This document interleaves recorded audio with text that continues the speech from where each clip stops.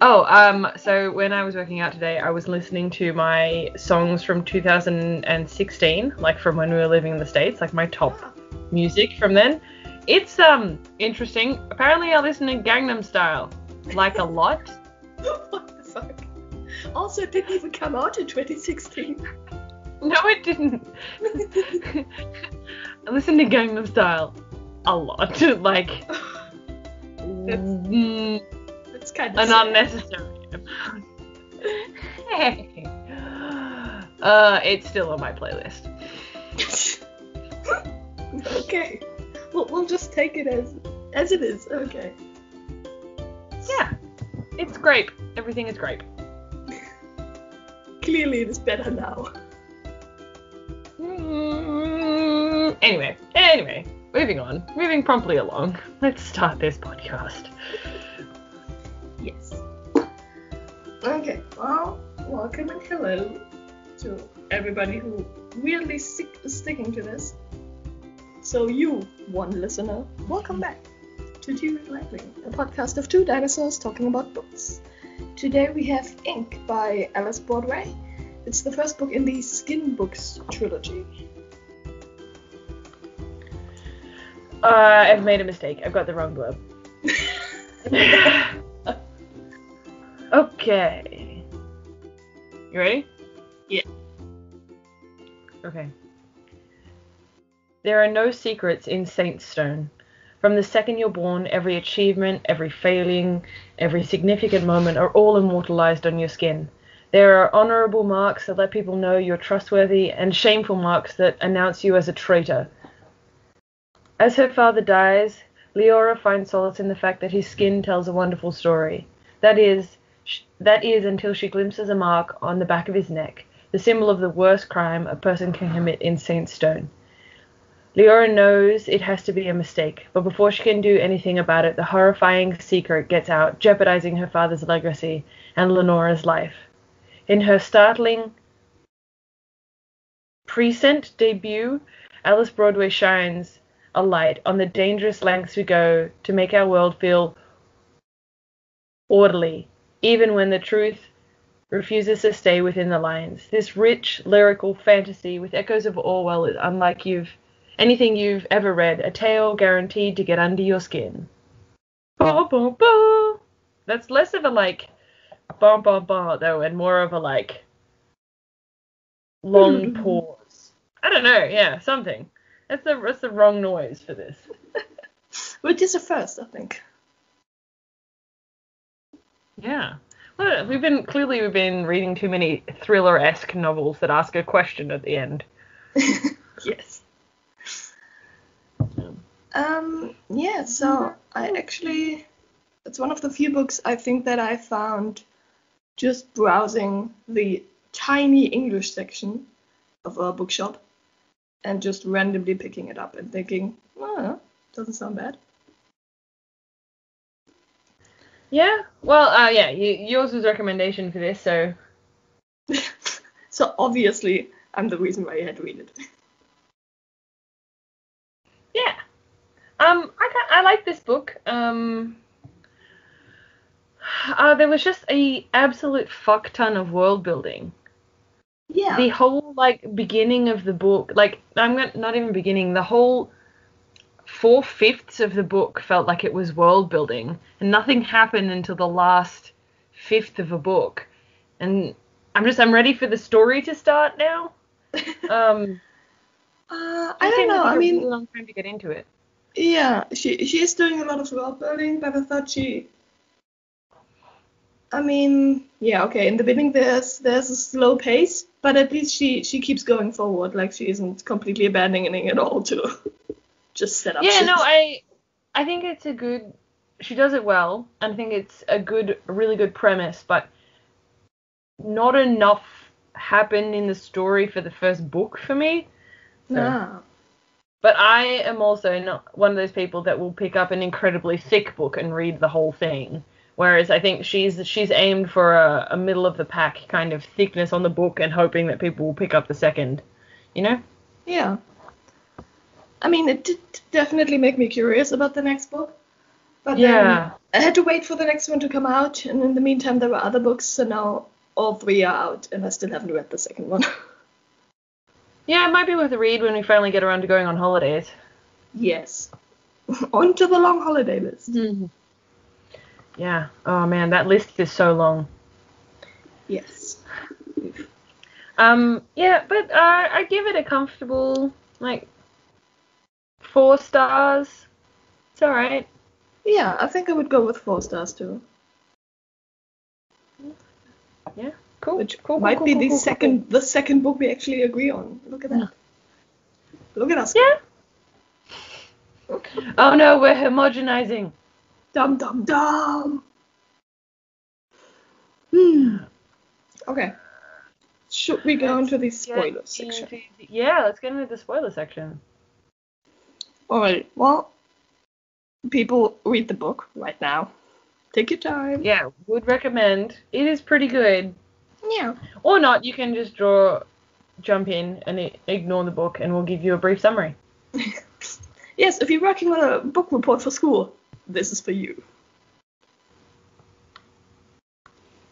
Alrighty, so we begin our chapter with the main protagonist, which is Leora. Leora. Yeah. And for once, this book actually has fucking normal names. It's incredible. I mean, some of them are normal. Yeah, I know, this whole Ogle business, right? Yes. It was interesting to find that name written in a book. Alright, well... And then to be a 6-foot-something, incredibly buffed tattoo artist. Yeah, which is, I mean, the dream, right? Sure. Okay.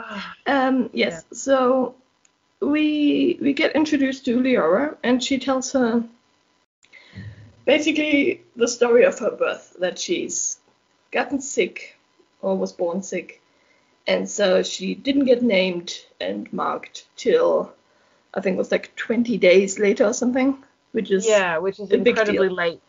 Yeah, it's a bit like if anybody out there is like Catholic or Christian and they just want to baptize you pretty soon after so you don't end up in purgatory. It's kind of the same idea. Yeah, this has a lot of religious undertones. Yeah, like, it's important that you get marked so that you can go to heaven. Yes. Which, just as creepy as with the Catholics. So, yes. And we are being told that at the end of those days when she was getting better, her mother named her Leora, and then she got marked, which is a tattoo, which a 20-day-old baby, or in the right cases, a just born baby gets. They tattoo the name into the skin. Yes, which, like, you grow and your body changes and shapes how you're... Where? How? It's gonna be super stretched out and weird looking. I mean, it sounds like for the official markings, they only use the arms. Yeah. And the forearms, which not... I suppose is the smallest amount of skin that stretches, but it still stretches. Yeah, and like, I mean, you can... There is more skin on my arm than there is on a whole baby. Like, what? Yes. What? It's, it's never explained. It's one of the just go with it and don't ask questions moments. Yeah. But, yeah, it definitely irked me as well. So, yes, basically, in this society, everything gets tattooed on your skin for the whole world to see. You get dots for each year, so that people can tell. I thought it was lines for each year. Well, I thought it was lines? Alright. Fair, whatever. In any case, you get marks for your age, you get marks for your qualifications. Yeah, finished high school, finished primary school, all that jazz. Yeah. And you also get marks if you commit a crime or if you commit murder. I mean, that used to be what it was for. Yeah. Used to mark criminals because it's not like anybody was keeping good records. Well, as it turns out, they are keeping good records, but they're still busying themselves with that shit. Paperwork is important. Yes, pretty much. And we get told from her that basically nothing is as important as your skin surviving after your death. Yeah, it tells the story of your life to the future generations. Yes, and they have to be kept reading, and your name has to be kept said in order for you to live on, which is oddly linked with the afterlife. Basically, if nobody remembers you and nobody talks about you and doesn't look at your dead, shriveled skin in a book, then you clearly must be in purgatory. They basically make you into leather. Yes, which is not horrifying at all. No, that was kind of interesting. Of course it is. Yes, so basically everybody gets all their shit tattooed on them, and then when they die, they get flayed. And, just not a great job. Not a great job. And then they make you into a book, and then the book gets judged. So somebody reads all the pages and decides if you were good enough to be remembered, or if you were a shitty person that's gonna get burned.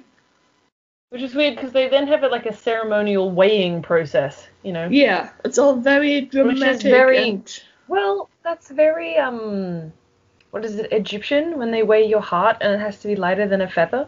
Yeah.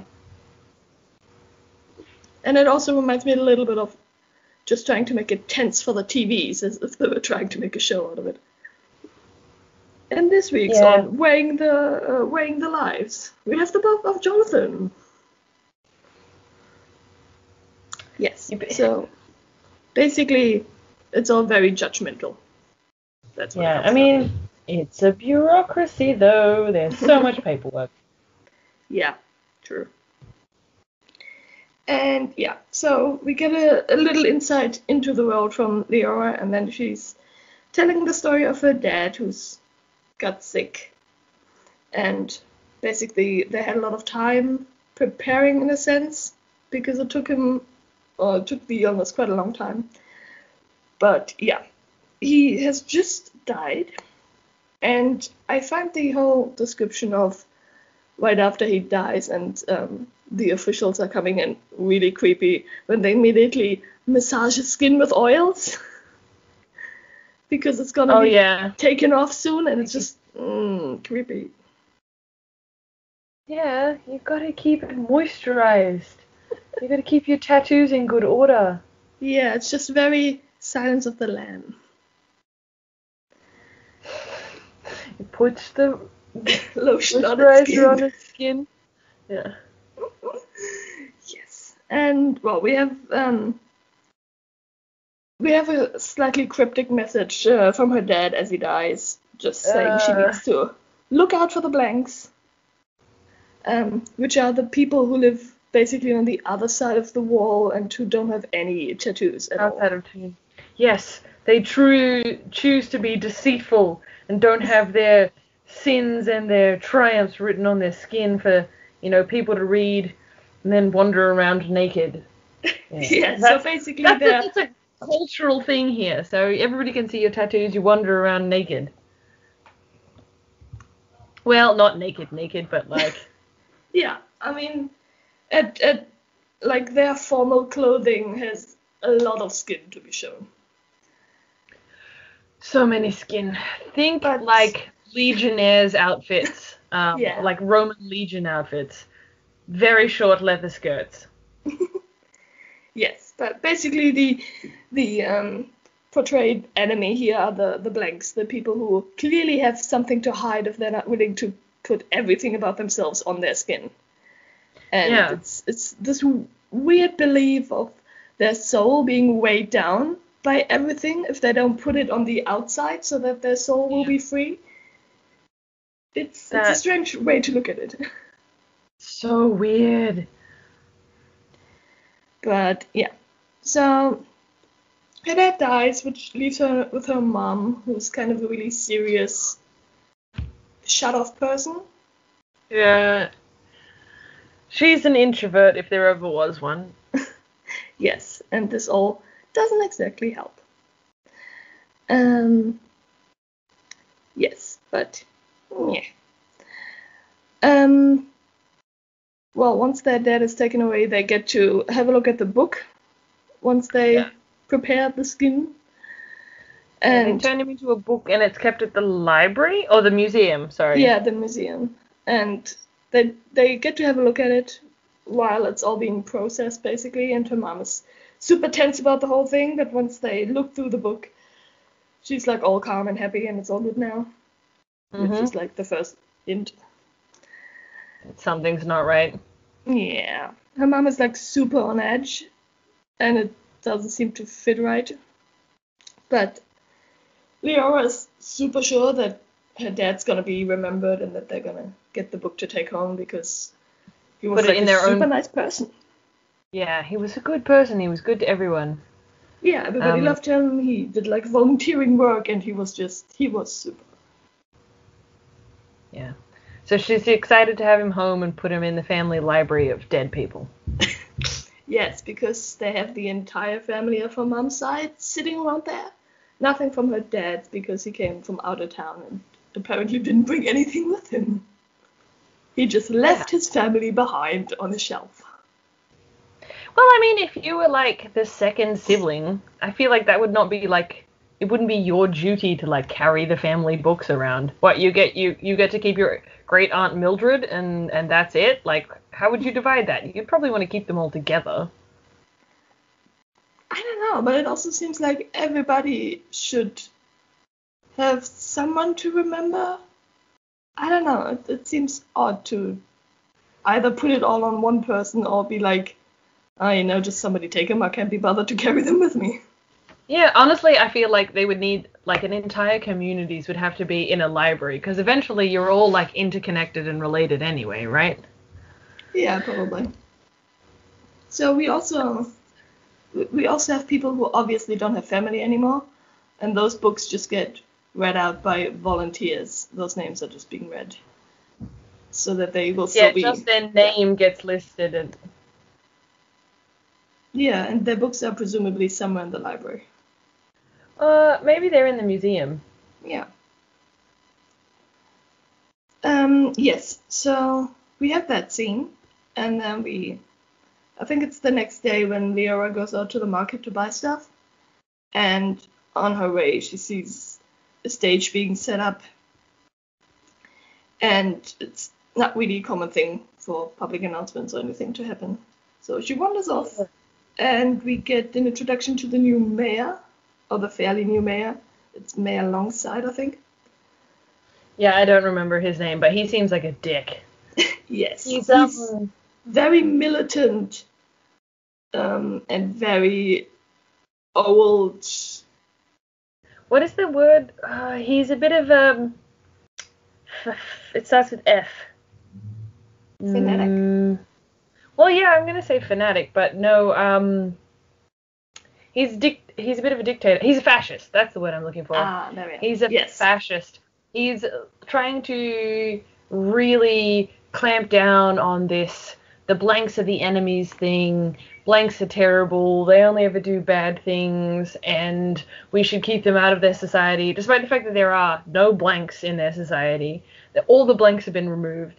Leora hasn't seen a blank in her whole life. She has no idea that they even exist. Because as far as they're concerned, the blanks lost the war and had to get kicked out of town, and there are no blanks. Yeah.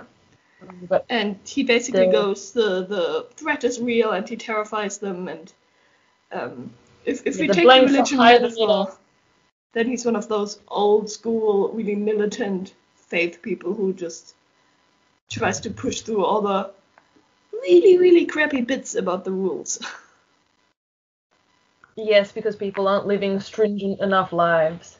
Yes. He's also trying to get all of the paperwork in order so they can hunt down the origins of every single person's tattoo. Because paperwork matters, so there are no secrets in the inkedness. Yes, because that's the whole point, right? People are inking themselves because they need to show that they have nothing to hide, even the bad things. Yeah, which I find very odd. So, like, even the bad things, right? Yeah. Stop me if this is pushing too far forward, but that lady who comes in to get a tattoo of her baby who died Yeah. too soon. So this woman's baby dies before it gets inked, and she doesn't really get a chance to mourn it. I think she must miscarry, right? And because the baby never got inked, never got named, it can't be remembered because it was born blank. Yeah. Because it was blank, and that despite the fact that the suffering that she went through, like, is immense as part of that process, she doesn't get to do anything about it, so she can't get that baby on her family tree. So on the back you have your family tree on your back, and she can't put this child on her family tree, and so she goes and gets an illegal tattoo to commemorate her baby. Yeah. Which I find, like, why it's her suffering. Let her memorialize the child, even if you can't, like. I mean, that's real suffering. Anyway, fascist regimes, you know what I mean? Yeah. Because, whenever somebody in your family dies who, like, didn't have a different place in the family tree, they are just depicted as a leaf at the bottom, like a wilted leaf. Mm. And I think she already has like 2 or 3 for the other children she lost. So we don't really know if those ones were made legally or not, but clearly an issue that must have come up with more than one person. Yeah. And I think that's the fact that there is somewhat of an underground tattoo scene, even within the community, says that there's some level of unrest. Yeah. With the dictatorial process of this new mayor. Anyway, Yeah. back to the square. Yes, we also get a quick look back at one of the truth tellings that she remembers. So once every couple of years, by the sound of it, they have to go to a truth telling. So they go into the museum, or is it the government building, one of the two, and they go into a separate room where they have what seems to be close to a lie detector, and they have to place their hand on a metal dome, and then it's recording whatever, and the government official is asking a couple of questions that you need to answer, and that's basically it. Yeah, and basically, it's basically confession. Yes, it is. They're trying to catch you in a lie. And it's mandatory, so it's not like, would you like to confess, but it's, you're gonna confess. Because obviously the lies are gonna weigh down your soul, so. Yes. And then, we're back in the square. And we have the mayor coming out and holding a very long and awfully tiring speech about how the blanks are super bad and super evil, and you've all been misguided and blinded by all the old lazy mayors before him, and we need to fight now. Yes. And make sure there are no blanks hiding in our society. Blah, blah, blah, blah, blah, blah. Yeah, he basically makes the blanks out to be terrorists who are trying to infiltrate the society and plant bombs or whatever to take over the cities. It's very dramatic. Yeah, it's a lot. Yeah, then he basically announces that the whole shebang is about having a public marking, which hasn't happened in so long that Leora never has seen one. Yeah. And it's basically when somebody gets punished for a super, super heinous crime, they get a special marking, and that one used to be done in public to show everybody the shame. Yeah, it's the mark of forgetting, right? To know that you can live your life. Yeah, you'll live your life now, but nobody's gonna keep a record of you after you die. Yeah, their book gets burned, and nobody's allowed to speak their name or talk about them after their death. Yeah, so basically they lose their shot at an afterlife. Yes, it's kind of like being condemned to purgatory right then and there. Yeah. So they bring out this man, Connor Drew, and I don't know what his last name was, but yeah, Connor. Yeah, I think it's Drew or something. He's a tenor. Yeah. He's a flayer who stole skin, which means that the books or the people that he stole the skin from they're incomplete. Yeah, the books are incomplete and their souls are incomplete, and it's super, super bad. And he's been sentenced to become a Forgotten, basically, and they shave the back of his head, and they bring up the tattoo artist, and he gives him the crow on his back of that. Yeah.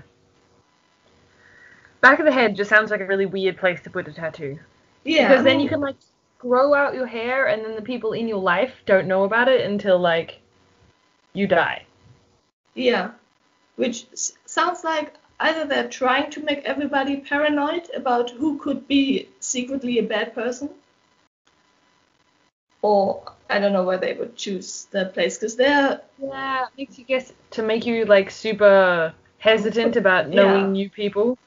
Yeah, and they describe it being just above the hairline, so it definitely will be covered with hair eventually. It's such an odd choice to me. But anyway, yes. So everybody's super cautious about everybody. Yeah, pretty much.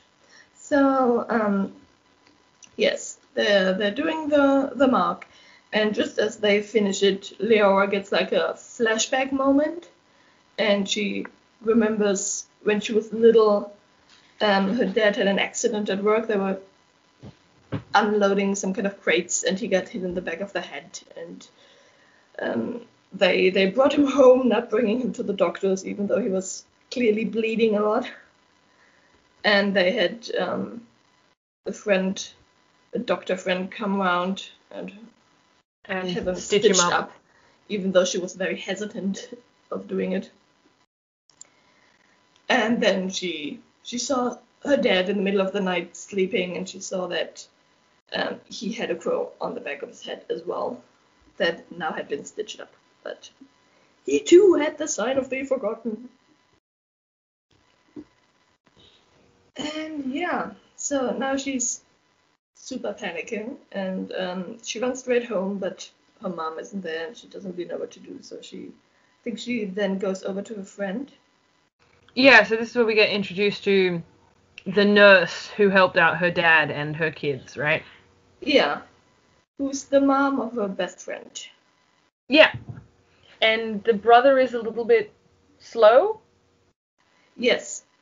He seems to have some kind of mental impairment. I think he's just got a learning difficulty. He seems to be really nice, and he likes baking, and he works well with his hands, and... Yeah, I don't know. It's never really described that fully. So yes, he's something.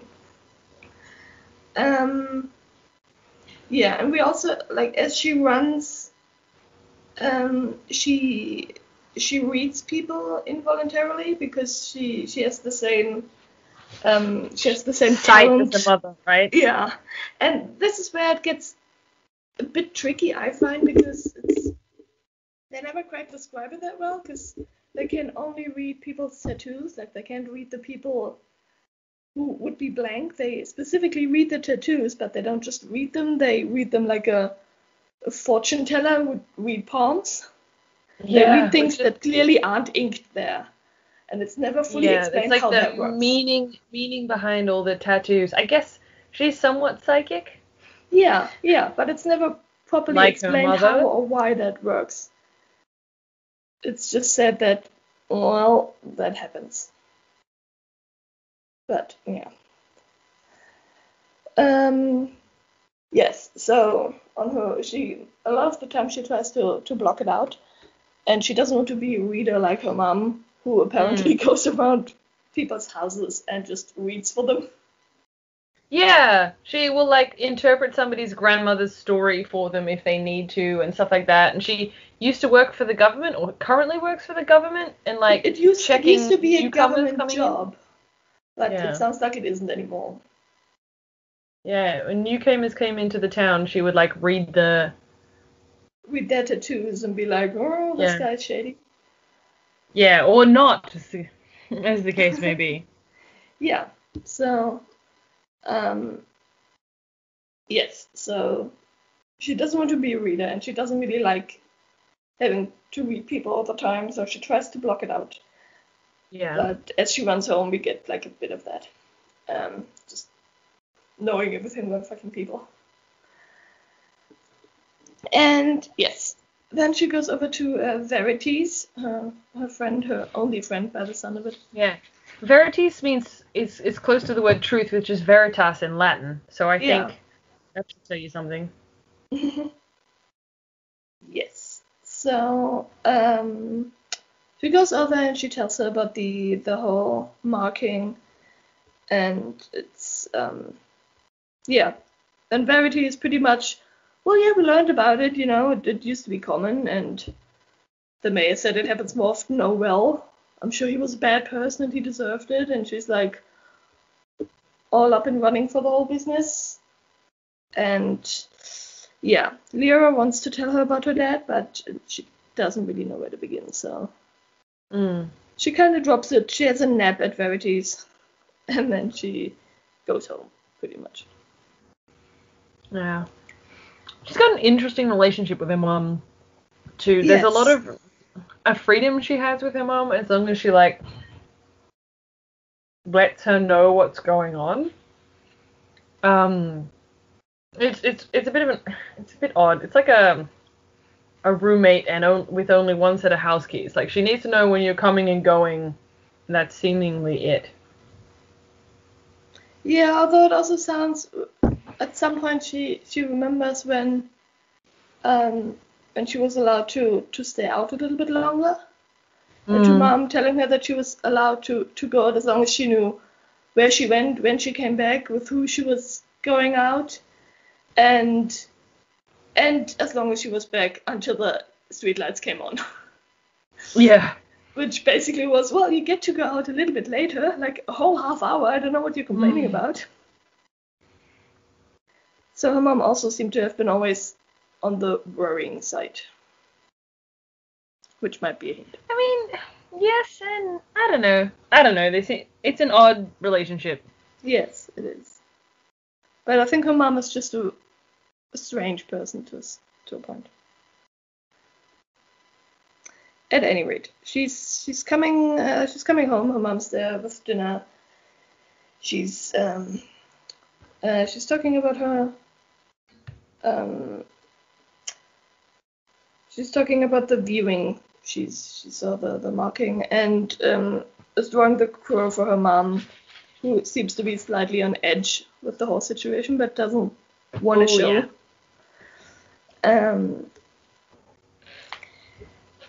And she basically goes on that she apparently stolen skin, and her mom seems to tense for a moment, but then she just keeps on. Visibly tries to relax, yeah. Yeah, and just goes about business as usual. And we kind of know that something's definitely up here. And I mean, at this point, every reader can already make the connection. Yes.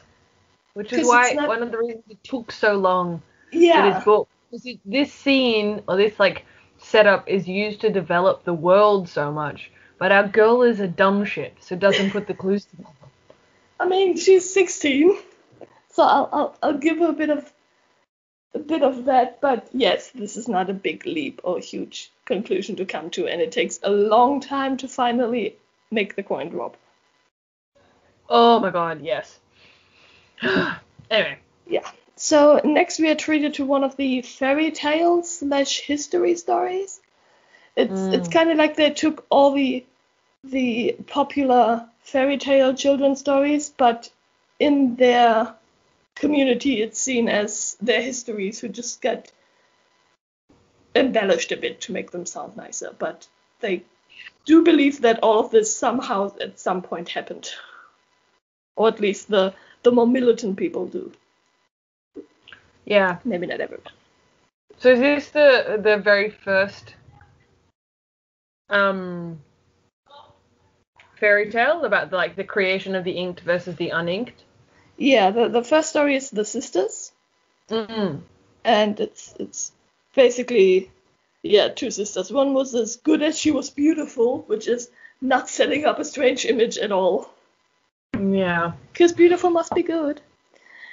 And her sister was just, they don't even say that her sister was bad in the beginning. They just said that she was super ghostly and clearly not as pretty.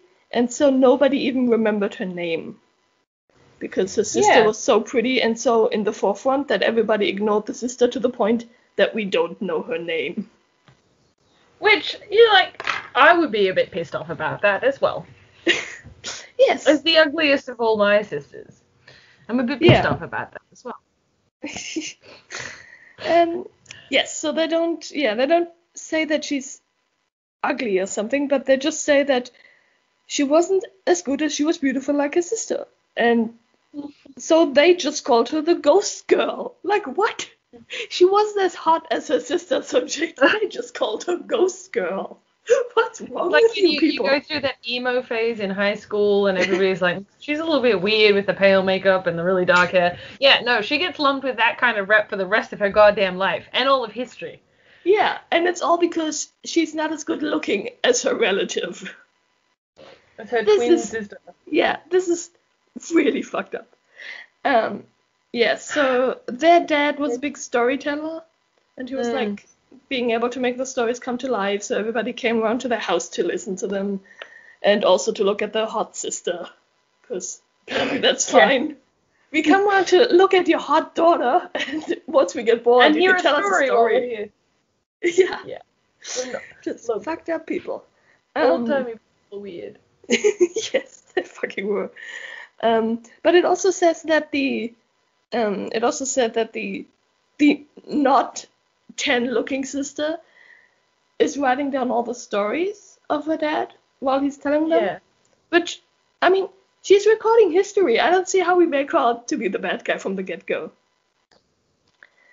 But because it's not written on her skin. Yeah, clearly. So, yes. It's also told that the man had this gift that his dying wish would become true. So once he was getting old and sick and dying, the sisters were sitting around his bed and were like, well, what are you going to wish for? Could you wish for a lot of money for us, please?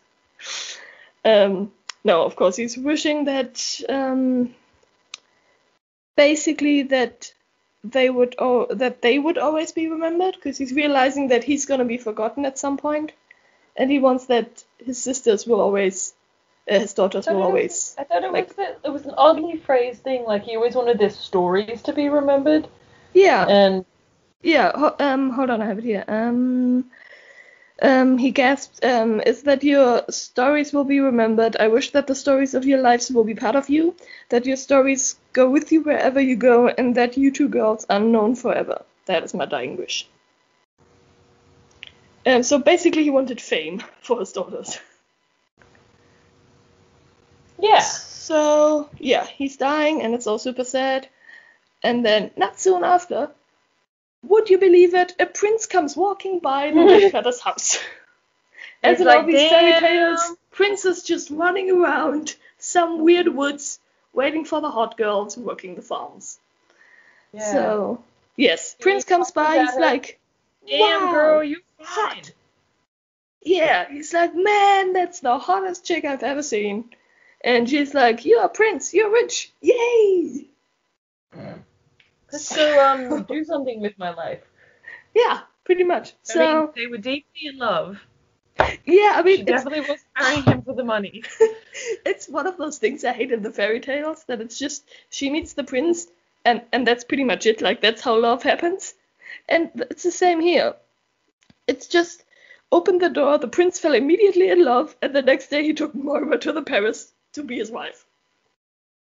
Mm-hmm. So, yeah, sure. No, it was real love. It happened within 30 seconds. It's incredible. Well, they didn't live very long, so you gotta get in there quick. You could drop dead at any minute. I gotta get me some before she's dead. Yes. Well, so he's taking the hot sister, and they're getting married, and all of a sudden a whirlwind romance. Yes. Super nut out of her hotness and his money. No. And they get married, and then all of a sudden she has a mark on her hand commemorating the wedding, basically. We're not even told what it looks like. It's just a special mark.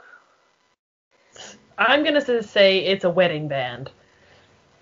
Maybe. I mean, it doesn't even say finger. It says like her hand. Maybe it's like the henna you get in an Indian wedding. Maybe. So yes, everybody is like super weirded out at first, but then they're like, well, it's a nice thing to remember our wedding that we would obviously forget otherwise. And they're all like, yeah, that sounds reasonable. We're on board. And she tells them the story of her father's death wish, and they're all like, yeah, that's fine then. I guess that checks out. Yeah, isn't She's not a witch. She has a story about her dad. It becomes more apparent, right, with the birth of their son. Yeah, so they have a son, and that one, and he's Mark too. He's born with his name already in his skin, which is super convenient, because who wants to choose baby names? Oh, yeah. I mean, look, you were destined to have this name. It's not my fault. It's not my fault you called something stupid. Why do you have this ugly name? I don't know, you came with it. His name is literally something stupid. Hey, something stupid, come over here. It'd be great. It'd be fucking great. I think Destiny just hates you, child. Okay, yes. So that happens, and after, which must have been years, the oh-so-good sister is like, oh, you know what? I haven't visited my lonely-ass sister in years. Maybe I should do that. Isn't it not long after the birth of their son? She's like, turns up at the party and was like, why didn't you invite me? No, that's a different story. Oh. That doesn't happen in this one. It's, okay. So basically which must have been at least, let's say, 1 year, she hasn't had a thought about her sister and is living all alone in the fucking woods now, while she's living in a castle. And got married and had a baby, these events that you invite your family to. Yeah, but she's still goody two-shoes. And yeah, she's going into the woods to visit her sister, who looks worse than ever, kind of. She's as dreary and dry as her personality. I mean, we assume, yeah. But yeah, so the whole town looks kind of down, and just they were unlucky with crops that didn't turn out, and people being sick. And oh, that's why they went, isn't it? Because there's a part of the kingdom that's like constantly terrible, and no, that's also another one where the guy goes. What? All right, okay, whatever. They have a lot of stories, and they all seem slightly alike. But yes, I mean, yeah, she's visiting her sister, and she realizes that her hometown is kind of gone to shits, while the rest of the country seems to thrive. And yeah, she's talking to her sister. They have like a nice catch up, and she's like, "Oh, look, I got married and had a baby." Yeah, how about you? Oh, you're lonely and living a shitty life in a shitty town. Well, I wish I could help you, but obviously I can't. I've got things to do in my palace. Yes, I mean, that's really how it goes. She then is like, oh, well, sucks to be you, and goes back to the castle. And yeah, her sister gets to stay there.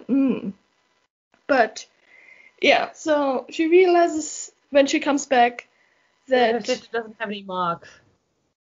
Oh, hold on. Now I think the baby party comes into play.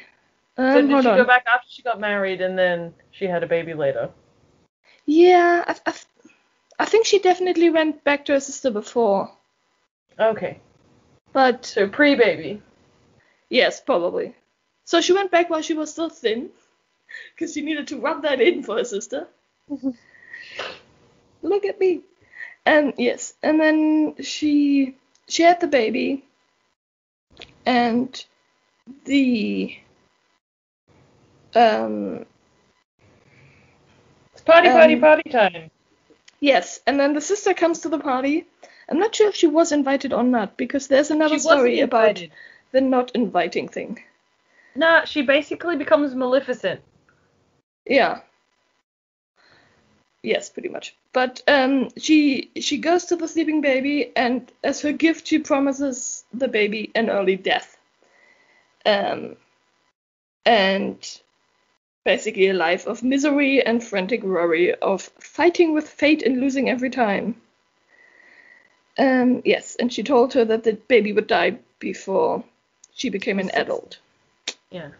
So, bam, bam, and then she just disappears, and everybody goes, "See, Puff-Up Green's book. She's Maleficent."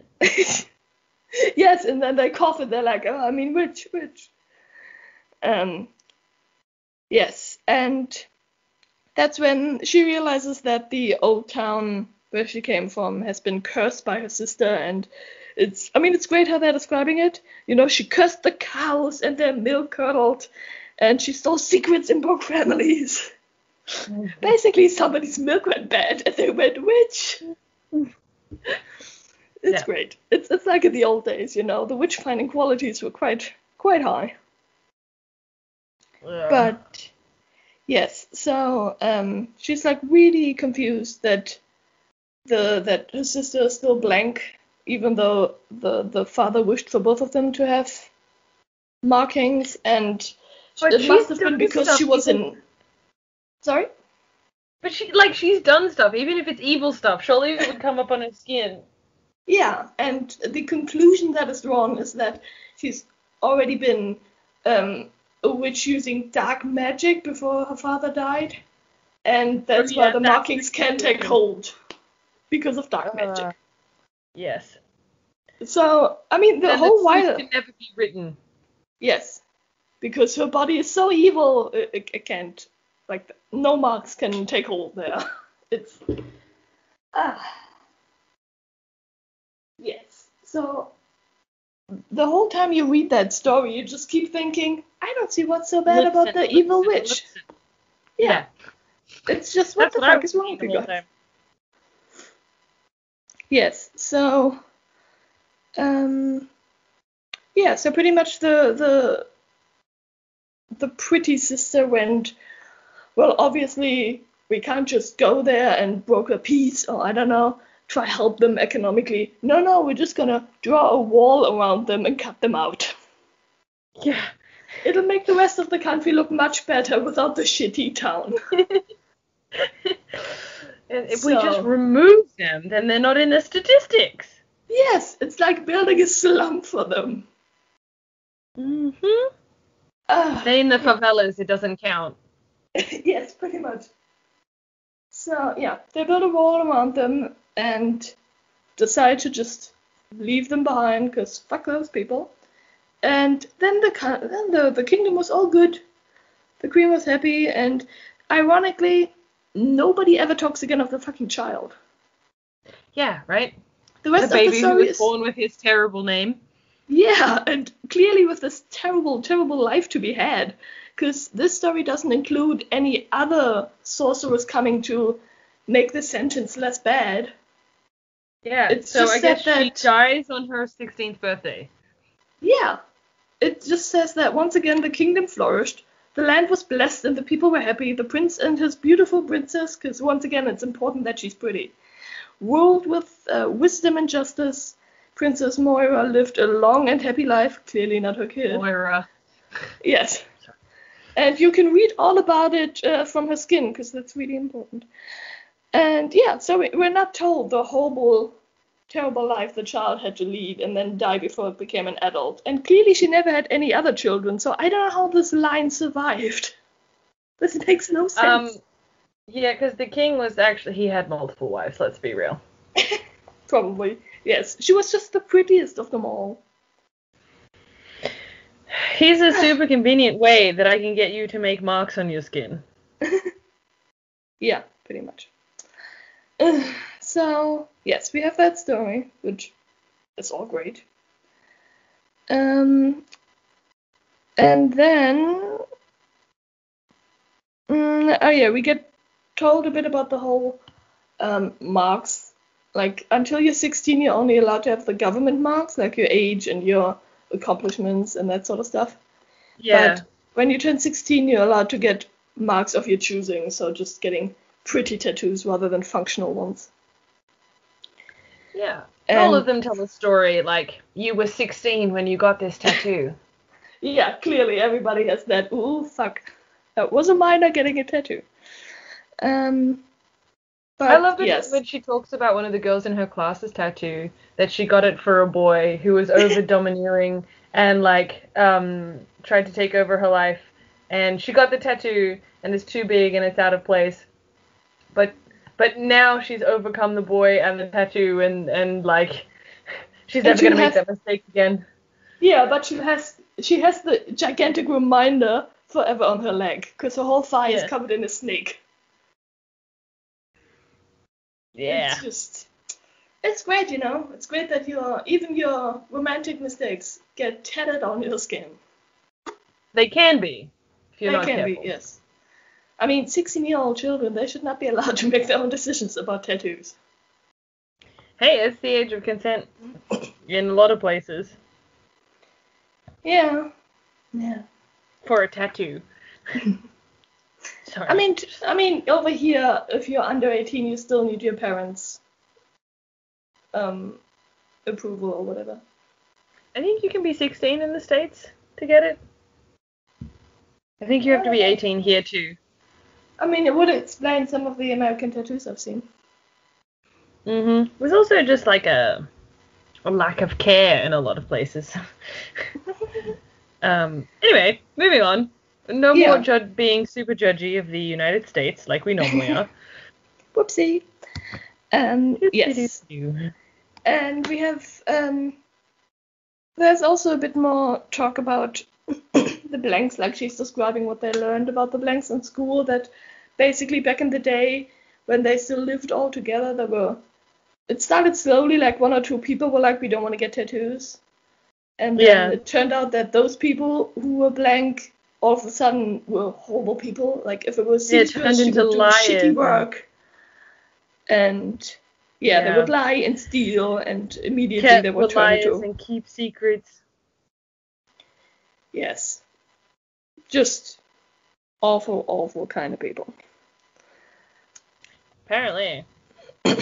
Yeah, and I mean over the course of time, seeing how after the war with the blanks, there were no blanks left in the town, they kind of became a boogeyman story. Like kids in school would tell each other, you know, the blanks are coming at night to get your soul.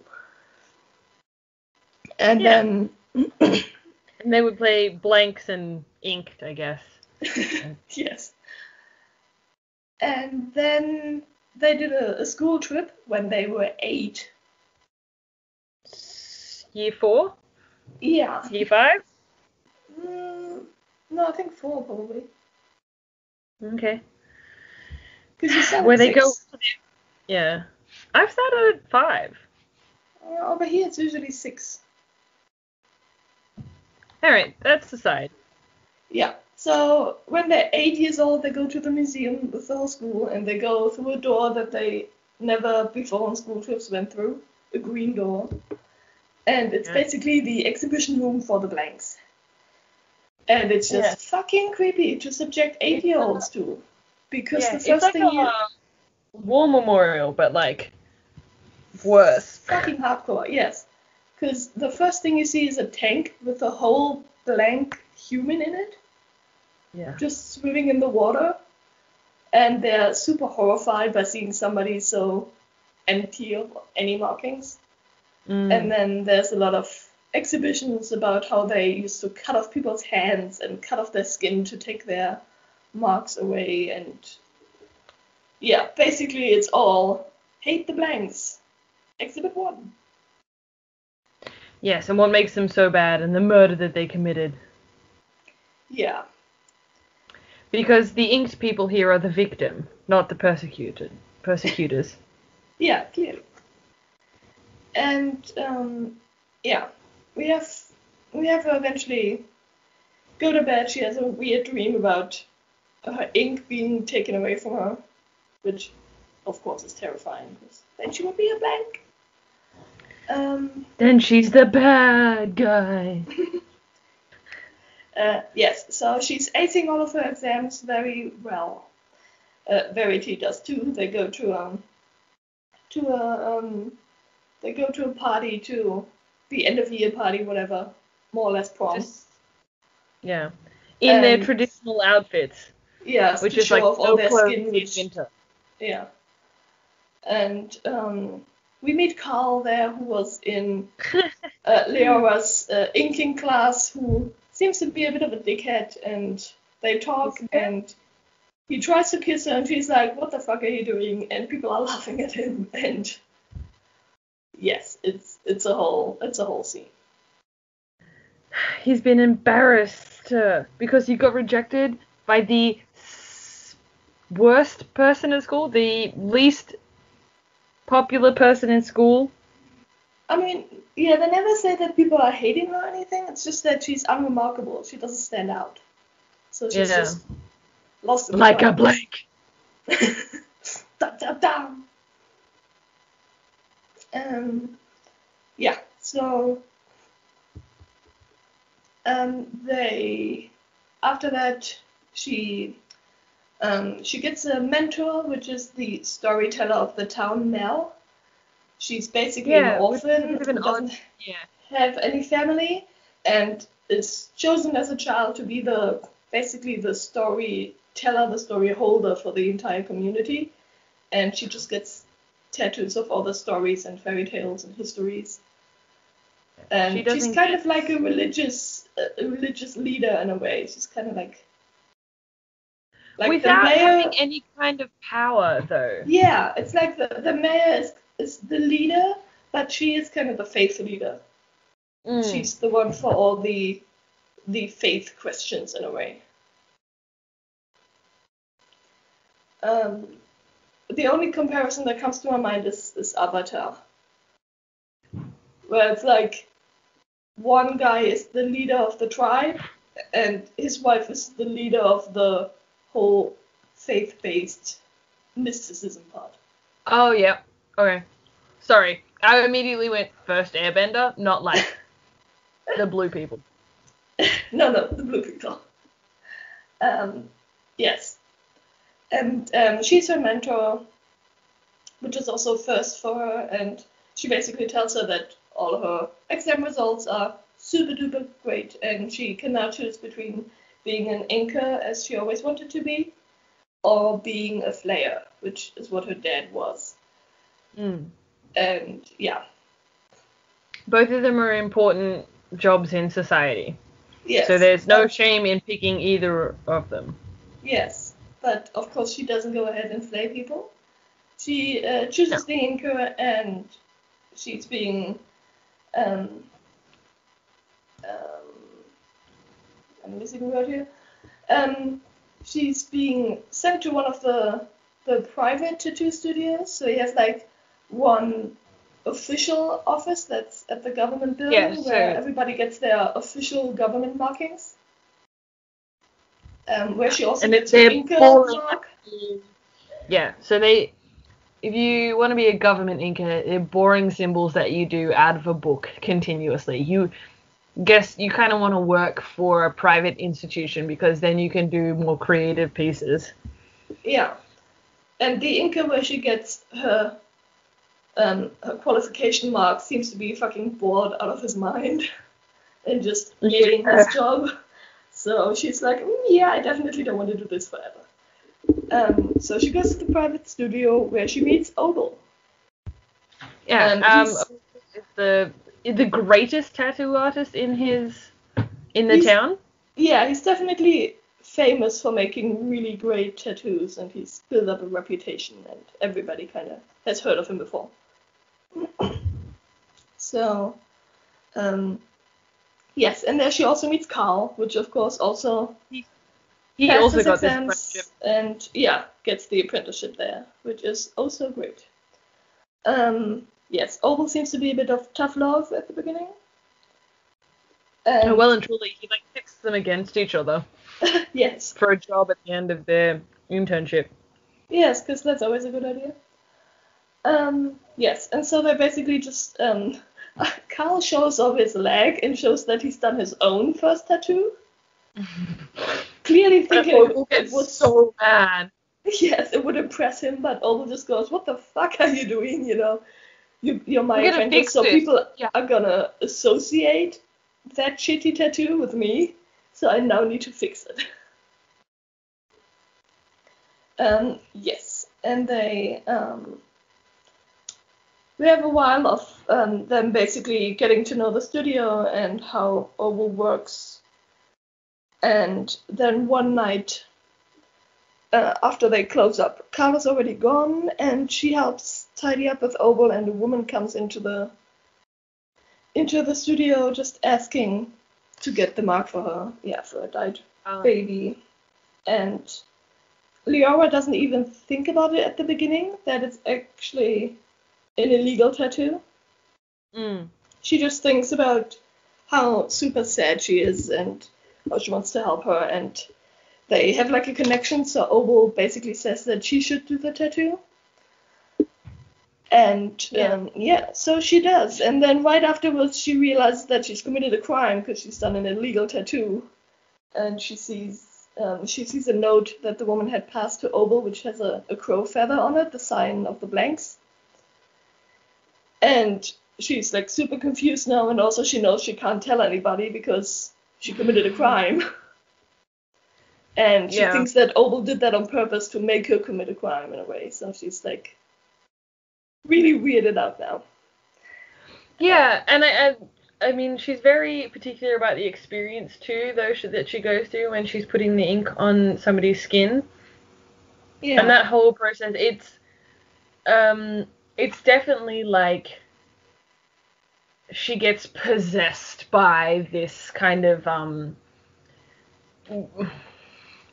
I don't know, the artistry, and she like pours part of herself and part of the woman into this image and makes this kind of like amazing piece based on the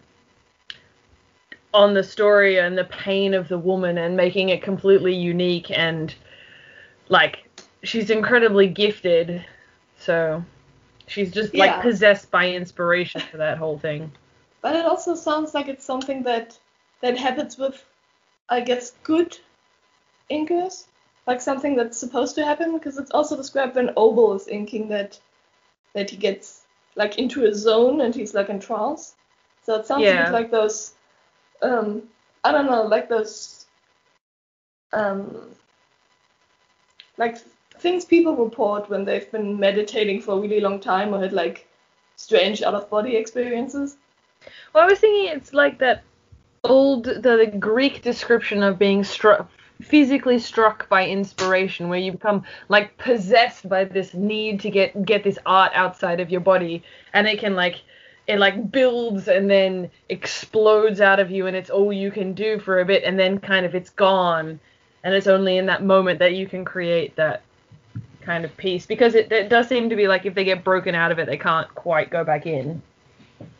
Oh, I don't know. She seems to be doing okay with the piece later, where she gets interrupted.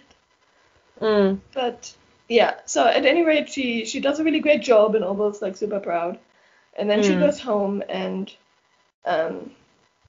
she has a bit of a fight with her mom, because she keeps saying that she tells her that she remembers seeing the crow on her dad, and she knows that something is up, and her mom doesn't tell her anything. No, she's like, I can't.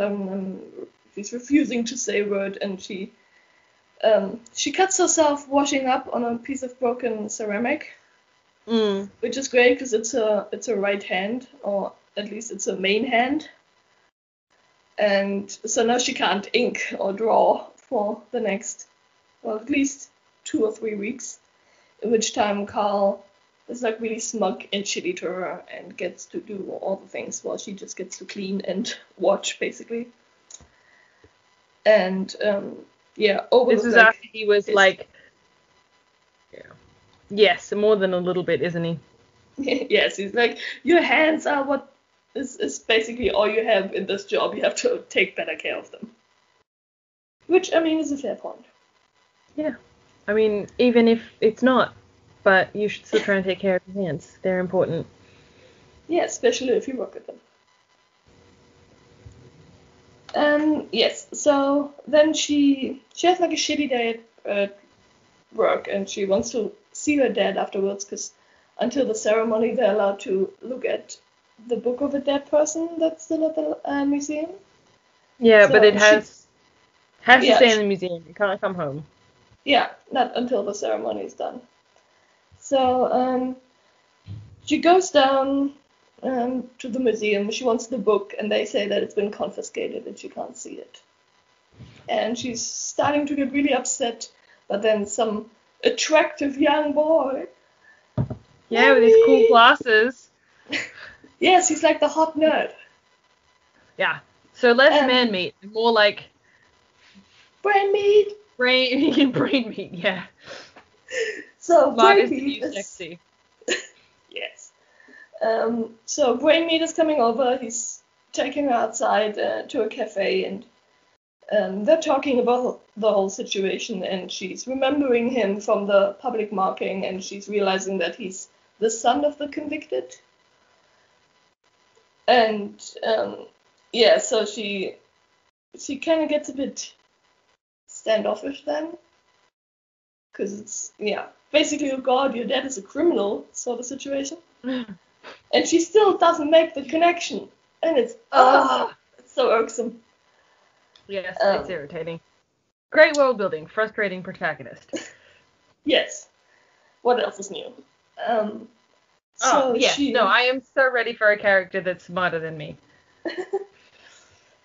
Yeah, so after that she's kind of like, I think I should really be going, and she kind of goes with the whole, is your father a good man? And you're like, well, who are you to fucking judge? But yeah, it's a very judgmental society. Oh, and basically he quickly writes a note and gives it to her as she's leaving, which basically also says, was your father a good man? Because quite clearly there was something up. Dun, dun, dun. Frustration is real. So she goes home. She has another fight with her mom, who basically just goes, we're not going to talk about this. I promised your dad I wouldn't tell anybody, not even you. And just trust me that it's been taken care of. We paid off the white people. It'll be fine. Communication is key. Here's the thing with relationships. Honesty is the best policy. Trust and also, is just talking about shit. Communicate. Oh my god, yes. Oh. Anyway. Yeah, but clearly we can't do that, because then the book would be really short, probably. Possibly. So, I don't know. It would have gone in a different direction. Yeah. So now we have, she meets with Verity again, who now works at the government as she wanted to, because she also had great exam results. And Verity is like, well, there's some, like, she heard about the book being confiscated. And she's like, there's some weird investigations going on, and there was scarring. Yeah, there was scarring found on your dad's skin, so it looks like something has been removed, and so yes, there are weird things. So there's full investigation been launched and whatever. So she basically says, we gotta look out. So Leora goes to meet Oscar again. That's what his name is. Brain meat, yep. Oscar the brain meat. Pinky and the brain. Yes. And then we get the little bits of she's definitely attracted to him, which seems to be a first, because she's talked about the boys at school. Yeah. Yeah, who are also very confused. unnoticeable. Yes, she is. Yeah, so they meet, and the meeting basically ends with Oscar going, well, my dad kind of stole your dad's skin, and I think we both know what piece of skin it was. Yep. So they're gonna break in. Yeah, she leaves after that, and there's some more time passing in between. And I think she meets Mel in between as well, who has now her new protege with her, which is a little girl who's also an orphan and now trains to be the next storyteller. Yeah, where do they keep getting all these orphans from in this small town? Well, they're killing the parents, clearly. And then what? And then nobody is saying anything? Like, anyway, whatever. Fascism. I mean, it's the same. Yeah, it's the same later on. So, yes. Verity meets Leora again and basically tells her they found the skin that Connor stole. So your dad's skin is gonna be in there, and it's gonna convict him, and you basically have to break in and steal it now. Which, I mean, Verity, with all her rules and her love for the government, it seems a slight bit out of character that she would just run up to her and be like, here's the key and the directions, go and steal the skin. I think she just loves her friend. Well, part of it I think that Verity was manipulated by the government, but also that she does genuinely care, like, so much for Lenora that she wants to help. Yeah. Anyway, I think it's a government setup, basically. Yes. So they're up to doing that. It's really easy. Breaking in is really easy. Everything goes according to plan. They get the skin, and Oscar's like, this was way too easy. I mean, no, actually, he doesn't even say that. We have the scene where they find the skin and they pack it, and Oscar also takes a second piece of skin. Leora is really confused, and he's basically just saying, back off, I'm not going to talk about this.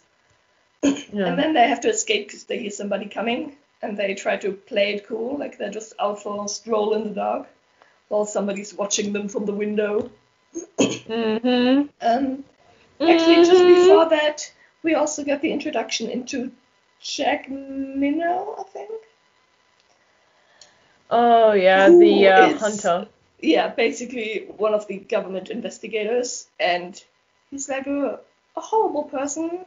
All of his chosen tattoos are of predators, and the first time he comes into the studio to ask questions, Leora really gets sick from the feeling she gets from him, from the reading.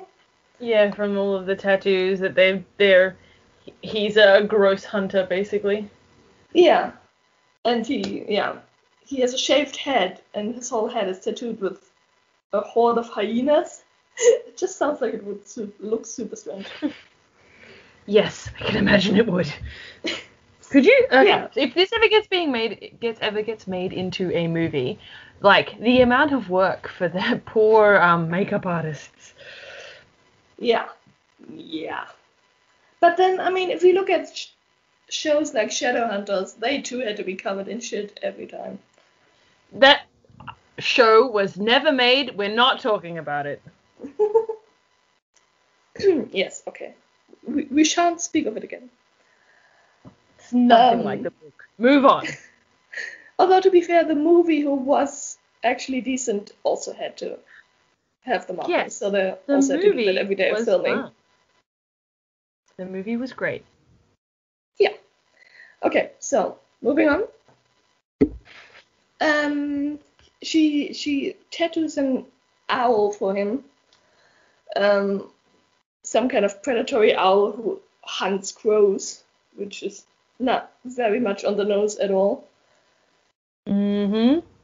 And like Oval gets really nervous too, which is kind of confusing for Leora, because so far he's been the tough guy that nothing shakes. Yeah, he's a 6-foot tattooed huge dude. Huge dude. Yes. Huge. And so we are pretty much led to believe that he was the guy in the window watching after them. And, well, Look, I they didn't get pick out that of up. there. I was clearly speed reading too much because at that point the book was long. True. Yes. So they get out of the skin. They decide that Oscar should look after the pieces of skin because his house has been searched a lot So many already. times he knows where there are good hiding spots. So they Yeah. can't look, won't look, don't look. Yeah, and she's just fine with leaving a piece of her father with this strange boy. Mm-hmm. But sure. Because she likes him. Yeah. He's too pretty. I can't think. No, his brain is so good. She doesn't care that he's pretty. No, she talks about his pretty smile too, though. Yeah, that's Keeps just going on love. about the dimples. It's just 'cause Yes. she's in love. So, Dimple Boy is keeping the skin. And we have her going home, and she's like super relaxed now because she knows everything's gonna go right. What could go Everything wrong? They is don't going have. to go right. Yeah, because they don't have any evidence to convict him now. Even if they insist that skin is missing, they don't have the piece of skin, so they can't prove anything. So they would have to basically admit him to remembrance just by lack of evidence. Mm-hmm. And it's all gonna be fine. So at the tattoo shop, Obel shows her one of the super ancient, like first edition storybooks.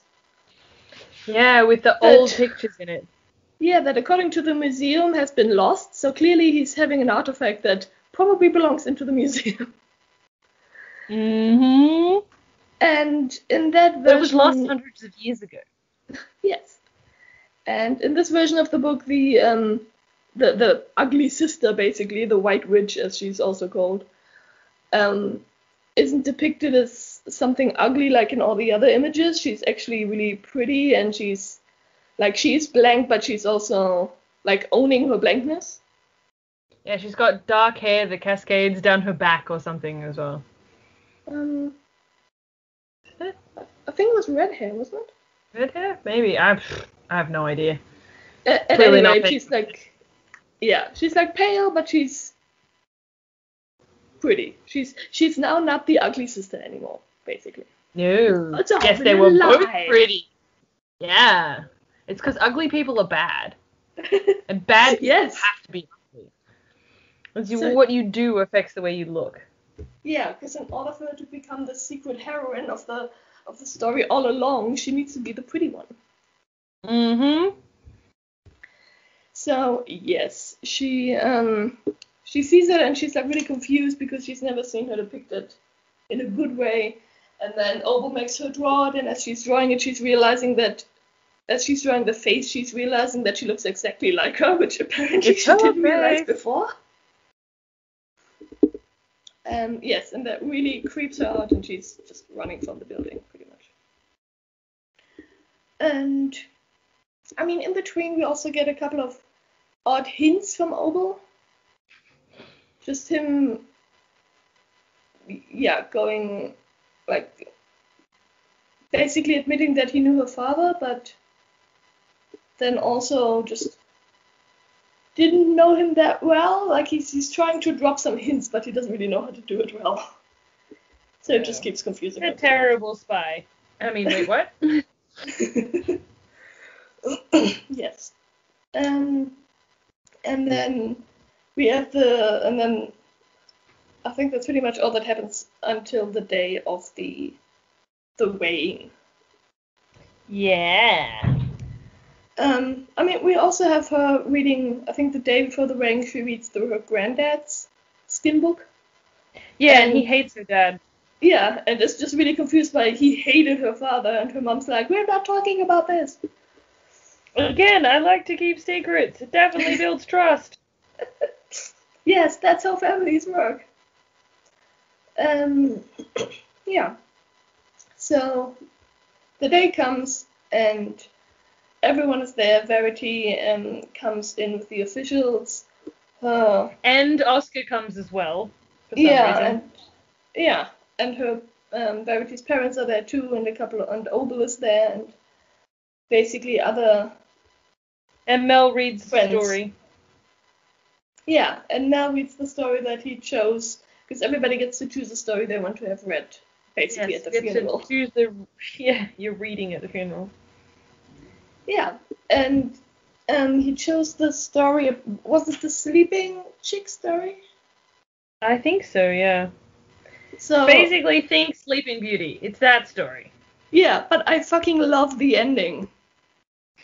The ending of the story basically goes, the Sleeping Beauty is like really pissed at her parents because they didn't tell her that she would sleep for 100 years when she turned 16, and then she goes with the prince because she can't stand her parents, but she also tells the prince that she's gonna think about the proposal and that he shouldn't kiss sleeping women. And it's Yes, just great. she's a strong, independent character. It's that her parents didn't talk to her at all about like the needle that you could be pricked with, or that she'd sleep for 100 years, or any of this shit was going on, or that people would try to kiss her in her sleep during this 100 years. Yeah. And she's like, if you would have told me, I wouldn't have gone playing with the fucking spindle in the first place. What's wrong with you?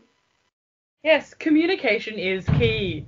Mummy dearest, please read the subtext. Yes, so it's a key message in this book. So yeah, we get the great story, and then they talk about his life and how great he was, and people are giving testimony about how nice a guy he was. And Yeah, they all the put good things he did for their community. yeah, and they dramatically put the book on a scale with a counterweight, and it balances perfectly, and everybody's like, yay, he gets to go home. And then the Jack Minnow, the hunter investigator, is coming in, and he's like, well, that should be the case, but there's something missing from his book. And then he recounts the tale of him trying to find it out. It's basically the Bond villain talking about his plan. Mm-hmm. And he basically went to Riverton, which is where her dad was from, and tried to find something out about him because they had no records or anything. And the people over there found they had documents about somebody with a different name but who fit his description. So they But assumed he that was a changed his traitor. name. Yes, because he grew up there, and then he got in leagues with the blanks. He even hid a blank, and then He fell in love with the blank woman and yeah, and I mean knocked her the out. blank that I think the blank that he hid was to commit a crime or something, I think, and that's when he got the crow tattooed. And after that, he kind of Sorry, left I can't hear you. You keep breaking. Ah, sorry, fucking internet. Yeah, so he hit a blank, and then I think the blank committed a crime or something, and that's when he got the crow tattoo. Mm. And after that, he left the community, and he lived with the blanks, and he married a blank woman, and he had a blank child, and blank, blank, blank. And Blankety blankety blank. yeah, and then he like pointedly looks at Leora and says, basically says that he had this child with the blank woman and took it into our community. And her mom is basically just sitting there whispering, no, no, no, no, no. And yeah, so Leora kind of realizes that definitely the right story he's telling. Yeah, and then he thrusts a bit of skin at Lenora and tells her to read it and go, "Is this your dad?" Yeah, and she just nods and says, burn him. Yeah. Because she's so pissed at all the Throws lies. the skin down and this explosion behind her. She walks away. Yeah. Yeah, so Jack, slaps the skin on the scale, and obviously this is tilting it to the wrong side, and so they take it and burn it in the great Hellfire. Yeah, which is burning at all times there. It's basically just a fireplace. Yeah, so Leora is like super fucking pissed now. Yeah. Communication is. Yeah, her whole life has been a lie. She's a half blank, and she looks like the White Witch because clearly she's like a that's what descendant blank of her. women look like. Yeah, I mean, Oval tells her that she's supposedly a descendant of the White Witch. Yeah. And then her mom, first of all, she leaves the house shouting at her mom, and then she hides in the museum and sleeps there for a night. And then she goes to talk to Obel. And we missed out the part that Oscar is actually the one who hands over the skin. He betrays her and gives Jack Minnow the skin that he needed to convict her. Probably didn't need at this point, but it helped. And then she kind of goes back to her mom at some point to talk about it all, and she tells her the story that her mom finally spills. Yeah, that basically her mother died shortly after she was born, and then there was a raid on one of the Blank settlements. And everybody was killed, and the babies were supposed to be killed too, and Verity's mother, being a midwife, was there too, and she was supposed to kill a baby, which, is not really the point of a midwife. And she couldn't do it, so she smuggled the baby out and went to Sophia, I think it is, right? Leora's mom. Yeah, that's the mom's name. And went to Sophia basically saying, well, you don't have any kids, why don't you take this one? And they lived they lived outside of town or on the outskirts of town and didn't really have a lot of interactions with anybody. Yeah, and so once again, everything with records, but this just flew under the radar. So she gave her the baby and she moved to a different part of town and nobody raised any questions.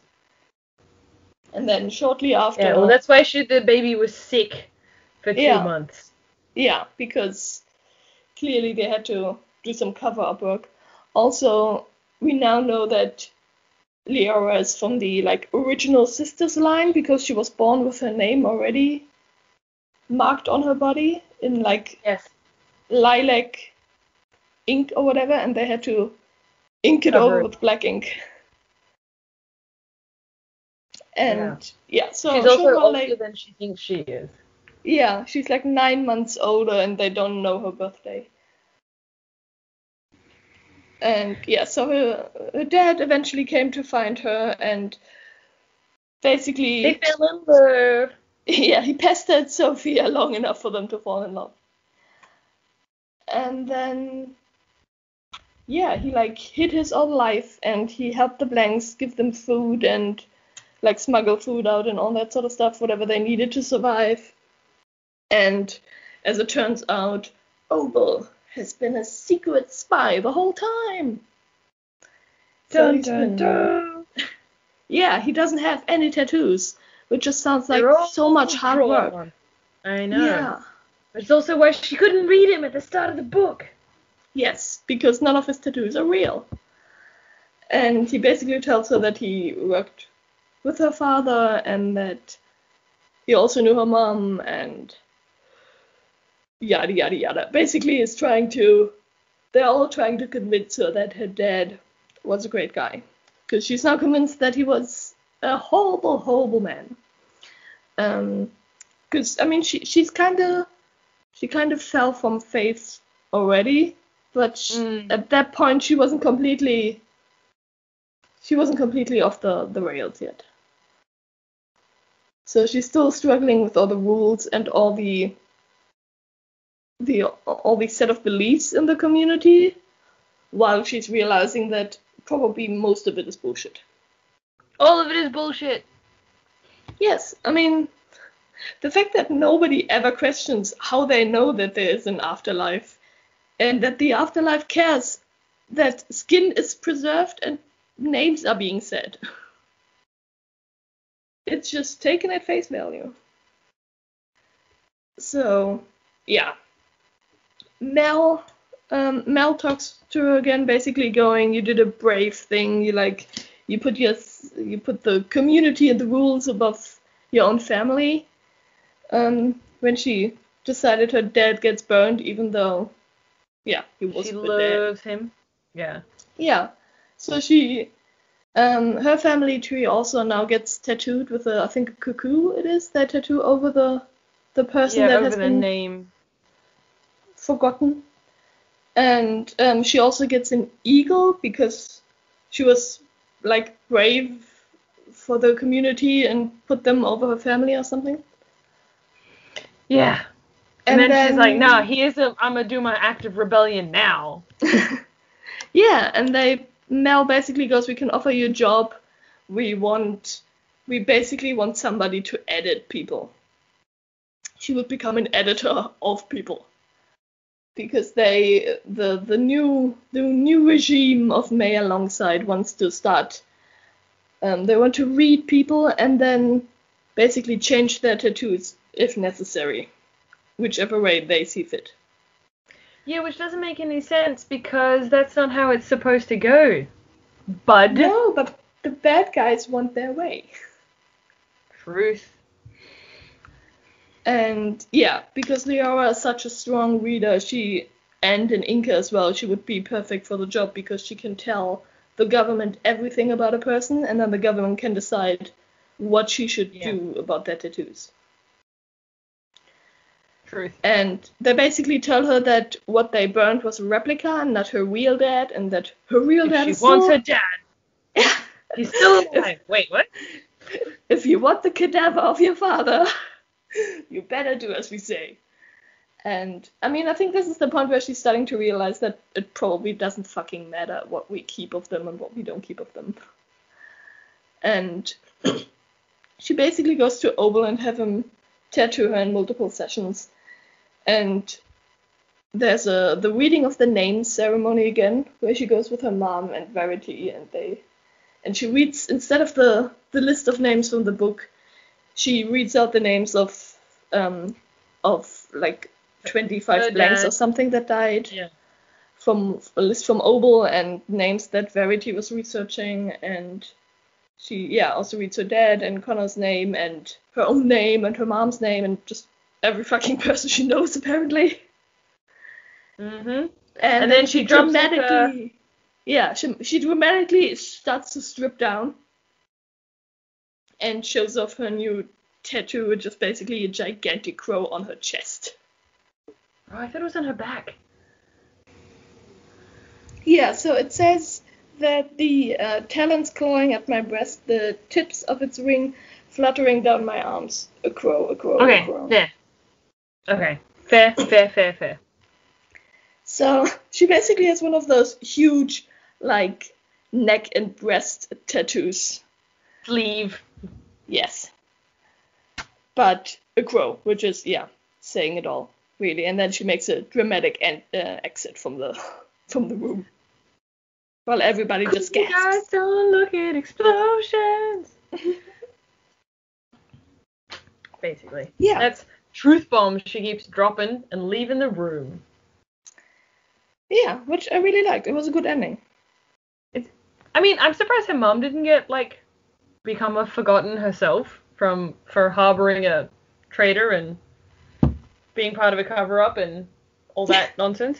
Yeah, I would have thought there would be more punishment too, but maybe they were like, well, your child is probably gonna hate you now, and you don't really have anybody left in your family, so... Yeah, this is the end of your family line, because she's not even related to you. Yes. But, I was kind of assuming that in the next book, she would, set out to try and find the blanks, to find her roots or whatever. Go to Riverton and try and find her dad's side of the family, but I don't know. I haven't looked into it yet. Well, I am currently on the Wikipedia page. They want to use her to infiltrate Featherstone, home of the blanks. Ah. Because crows, Featherstone. Yeah. So that they can be rid of them forever. No, I see. Anyway, so that's the next book. Okay. Well, You want me? We can read out the whole plot now if you want. But I thought you wanted to read this. Nah, I think this one I'm actually interested enough to want to read. Yeah, this is no Across the Universe. No. Fucking hate that book so much. Alright, cool. So, still enjoying that book. Still would probably give it a 4 out of 5. Yeah, same here. I think it was a nice read. there was a bit of a slow patch in the first third of the book, but I was really happy with So much world building. how the rest played out. Mm. And she did a good setup of the world too, like not like some other people who keep droning on about how this one leaf was falling from the tree about 3 pages. Like, she gave vivid images, but she didn't draw them out forever. She made it quick and snappy, and I like that. Pretty much. Anyway, cool. So join us next week when we're going to read Key of Light by Nora Roberts. Yes, this is the first Nora Roberts book for me. Haha, I picked the next one. Can you tell? We shall see how that one goes.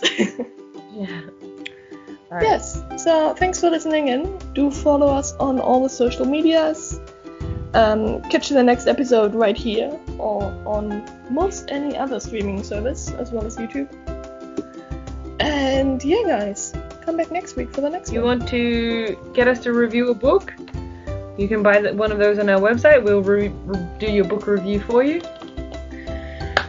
You can listen to the sound of our voices. We tell you all about books that we hate, probably. Or love. Who knows? Yes, preferably the latter. Okay. Bye!